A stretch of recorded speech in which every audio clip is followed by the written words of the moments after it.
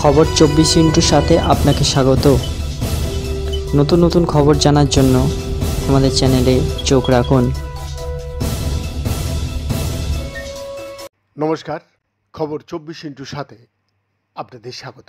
দর্শক, নিউ ফাইটোলজিস্টে প্রকাশিত সাম্প্রতিক এক গবেষণায় মিশিগান স্টেট ইউনিভার্সিটির গবেষকরা আবিষ্কার করেছেন যে কীভাবে অ্যামাজন রেইন ফরেস্ট ক্যানোপি গাছগুলি তীব্র সূর্যালোক শোষণ করে এবং তা পরিচালনা করে, যা সেই বনের ক্যানোপিতে গরম এবং শুষ্ক অবস্থার স্থিতিস্থাপকতা প্রকাশ করে এবং ক্রমবর্ধমান চরম পরিস্থিতিতে ক্যানোপি স্বাস্থ্যের পর্যবেক্ষণকে ব্যাপকভাবে উন্নত করার একটা উপায়ও সামনে নিয়ে আসছে।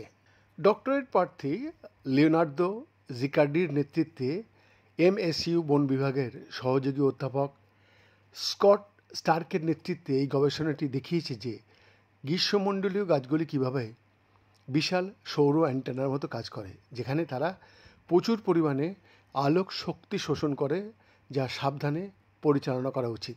যখন গাছগুলি সালোক সংশ্লেষের জন্যে আলো ব্যবহার করার চেয়ে বেশি শক্তি শোষণ করে, তখন এটি নিরাপদে বিলুপ্ত করতে হবে, হয় তাপ হিসাবে অথবা আলো হিসাবে পুনরায় সেটা নির্গত হয়, একটি প্রক্রিয়া যা ক্লোরোফিল ফ্লুরোসেন্স নামে পরিচিত।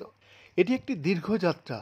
জিকার্ডি বলছেন, 2019 সাল থেকে আমরা বিভিন্ন ঋতুতে একাধিক মাঠের মধ্যে প্রচার এবং গবেষণা চালিয়েছি, যেখানে অ্যামাজনের কেন্দ্রস্থলে বিশাল গাছে আরোহণ করেছি, যাতে বোঝা যায় যে পরিবেশগত পরিবর্তনের প্রতি এই বনগুলি কীভাবে প্রতিক্রিয়া দেখায়।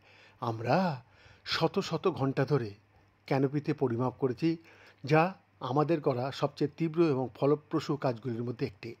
জিকার্ডি 4 বছরেরও বেশি সময় ধরে মধ্য অ্যামাজনের প্রায় 200 ফুট উঁচু গাছে চড়েছেন এবং যেখানে তিনি বিভিন্ন প্রজাতির হাজার হাজার পাতায় শোষিত ফোটনের ভাগ্য, ক্যানোপি উচ্চতা এবং আলোর সংস্পর্শে আসার অবস্থা পরিমাপ করে একটা সত্যিকারের অনন্য এবং অভূতপূর্ব ডেটা সেট তৈরি করেছেন।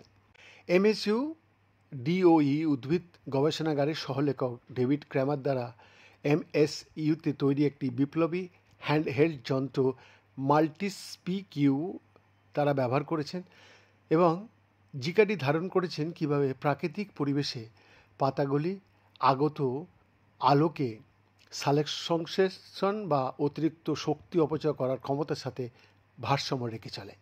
বৈদ্যনাথ দাসের রিপোর্ট, খবর 24/7।